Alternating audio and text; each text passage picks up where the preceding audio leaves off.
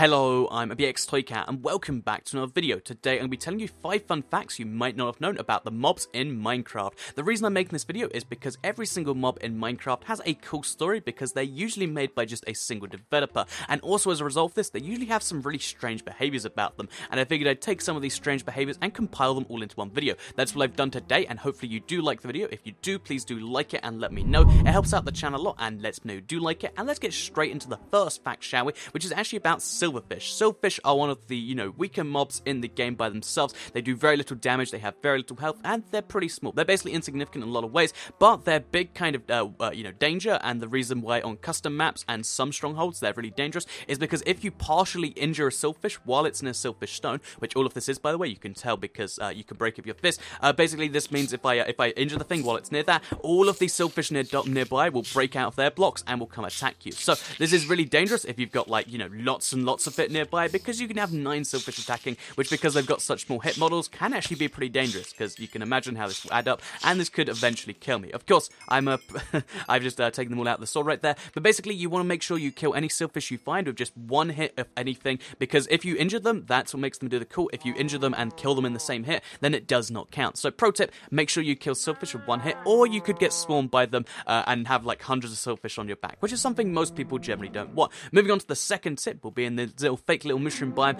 It's actually going to be about why mushrooms are some of the coolest mobs, and you might learn something along the way. But basically, as you probably already know, you can actually milk mushrooms and get a bowl of stew. This is a very handy little tip, and it is one of the reasons why they're better in every way than a cow. But you might also be wondering, so why are they better in every way? You can't milk them like you can for cow. But if you ever need to get a cow for whatever reason, for breeding purposes, for milking purposes, then what you can always just do is you can shear your mushroom and turn it into a cow. Again, something you might already know. But the really cool thing about this is, that baby mushroom you saw was attached to that because it was his mother. The baby mushrooms just abandon their mothers as soon as they stop being, a purebred mushroom, and they go to the nearest mushroom and just start calling that their, parents. So a pretty cool fact about mushroom babies: they're pretty snobby. They only like real mushrooms. They don't like these cow poser things. So I thought that was a pretty cool one, worth sharing. And let's move on to the third fact, which is about ghasts. So ghasts are known for being one of the biggest mobs in Minecraft, and also being kind of pretty terrifying. I mean, they make those loud noises, they blow you up. There's a lot of bad things about them, but one really interesting thing you might not know about the ghast, we'll go over here so it doesn't blow anything up, is these noises that it makes. So you can hear these noises each time, right? Like, I can't even make it a fake one, but you can hear it right there. These noises, some of these come from C418, which you might already know, but what you might not know is some of these noises are actually made by C418. That's the composer for Minecraft. He made pretty much all the music you hear in game. His cat has some restless sleep, and he put a microphone next to them and then reversed them, did some weird things to them, and a lot of these noises actually come from his cat. So yeah, I can play a few of the original samples of that, and you'll be like, oh yeah, I could hear how that could come from a cat. And I just thought that was one of my favorite facts about Minecraft, because he literally just record his cat, and that's what a ghast is these days. It's just one of those really cool facts that I really, really like personally. So yeah, C418's cat is actually in Minecraft, and it's a ghast, and yeah, whenever you're terrified of the ghast, just remember it. It's just C418's cat. So moving on from that, we're actually going to move on to one of the weird logics with creepers. I mean, they have a lot of weird pieces of logic. I mean, their story is that they were just a pig that got turned sideways. But what's really, really strange to me about them is when you go into sugarcane, they know you're in there, but they can't do anything about it. Look at him. Like, he could follow me the whole way, and if I step out for it for a second, he starts to blow up, but if I step back in, he stops. It's just so weird. Creepers can't properly recognize you're there, and they can't blow up while you're in sugarcane. And even if you step out to the block behind, they still will be able to swing. And it's like it's a solid wall. It's so strange. Like, I don't understand why they can't see you. I don't.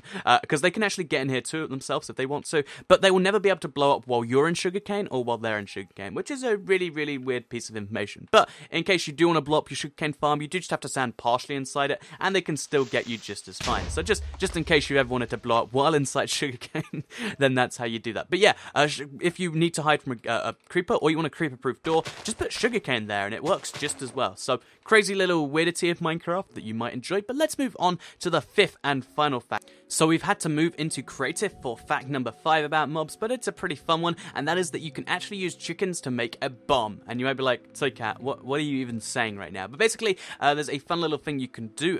It's mostly useful for creative/survival hybrid worlds, but if you're in survival and you have a lot of eggs, this is possible. What you want to do is you want to make a really high tower up and then place TNT on top of it. This is kind of the technical, if you want to have a surprise bomb on your opponent's base, this is a cool way to do it, or just on top of his face, because, most people aren't going to spot the single piece of TNT or whatever block you place up there in the sky, and then eventually when you use a flame arrow, you can take it down. However, if you then cover this in chickens, you get kind of a double effect. So again, you can do this in survival with eggs, but with spawn eggs, it's significantly easier. So we max out the spawn count there until it says we can't spawn anymore like that. Now, obviously on PC you can do that infinitely if you want to. Now when we, destroy the TNT... Okay, wait, we have to step back a little bit, I think. Now when we destroy the TNT... what will happen is you'll get this really weird little chicken bomb flying from the sky, which, as well as the, explosion from the TNT, where I'm like, now my base is ruined. They also get the cleanup process of, look at this noise-making craziness that eventually just spreads out and goes everywhere. So yeah, a chicken bomb is one of the coolest ways to troll your friends, because it doesn't really add too much actual damage, but clearing up from all the chickens just running around everywhere all over your base is something that you just don't really want after you've already had TNT all over you. Or if you want to not have TNT, have a non-explosive block and just cover them in chickens for fun of it. It's a much more friendly gesture. But yeah, chickens can be made into a bomb, and that bomb is really hilarious to look at, in my opinion. And also because, baby chickens follow the only chicken they have. You also get this, like, swarm of chickens. So yeah, eventually, maybe if they become hostile, we can make a chicken army. But until then, chicken bomb is a pretty cool way to do things. So hopefully you did learn something in today's video. I tried as hard as I could to find facts that I'm pretty sure most people don't know. But yeah, obviously someone knows everything. Let me know which ones you did know in the comments down below. Obviously, there's gonna be someone that's like, I knew all 7 of those facts out of those 5. That's how smart I am. But yeah, I'd be genuinely curious as to know how many you knew about these. Anyway, thank you all for watching. Like the video if you did like it, share it if you really liked it, and subscribe if you're new around here. I make videos like this every single day on my channel, and if subscribed, you'll see them daily on your homepage. Thank you all for watching, and I'll see you all in the next video. Bye.